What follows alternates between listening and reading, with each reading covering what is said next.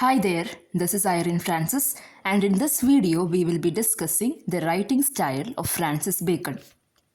Francis Bacon is the most important essayist or prose writer of the Elizabethan times. He's just like Shakespeare but in the field of prose. So without any further delay, let's go through the various points about his writing style. Firstly, most importantly, Bacon's writing is aphoristic. That is, whatever he writes in his essays are very brief. Brief means very short, and it's also very rapid. He doesn't give an introduction or conclusion. He straight goes into the point that he wants to talk about in the essay. He also doesn't use all these conjunctions to make his sentence longer. He doesn't connect sentences. So that is what we mean by aphoristic, short and crisp. Secondly, Bacon's sentences are full of wisdom, full of meaning. We can call them as capsules of wisdom. That is, if we take a sentence from Bacon's essay, the sentence could be easily elaborated into another essay. Each sentence would be very short, but it conveys a lot of meaning. It is full of wisdom. Thirdly, Bacon provides the pros and cons of an issue that he mentions. When he makes a statement, he almost immediately counterbalances it. That is, you could think about Bacon's essays as a debate. It has this argumentative style to it. He would talk for both the parties. If he has a point, suppose in his essay of marriage and single life, he doesn't simply talk for marriage or against marriage. He gives both the aspects, positives and negatives. So all pros and cons will be mentioned. And thus coming to a fourth point, his points are very objective. When he gives out the pros and cons, we wouldn't understand what is actually Bacon's idea. What is his point of view as the person Bacon is. We wouldn't get to know about Bacon from his essays. His points are very objective. His essays are very objective. So we can see that impersonality. His personality is not at all reflected in his points.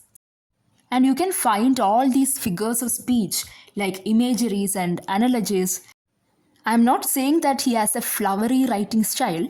His writing style is very precise and objective, but he still uses these figures of speech wherever necessary. Okay, and the imageries and analogies he uses would be very apt to the topic, and it would be very vivid. We will clearly understand. It's like the teacher giving an example in the classroom. When a particular topic is being taken and the students need an example to understand the topic. The same way Bacon talks about something, and so that we can understand his point, he would give us an imagery or analogy in between. And that too from everyday life, things which we could understand. Next, Bacon uses quotations and allusions from fables, Bible, history, ancient Greek and Roman writers. Now, as told before, Bacon is someone who has vast knowledge from his experiences, from his reading. So he has all these knowledge in him that he uses allusions and references and quotations in his works from his knowledge.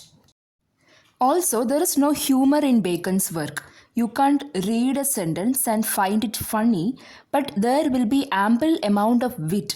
The sentences will make you think. Even though the sentences are very short, they are not funny in any way, but they will make the reader think.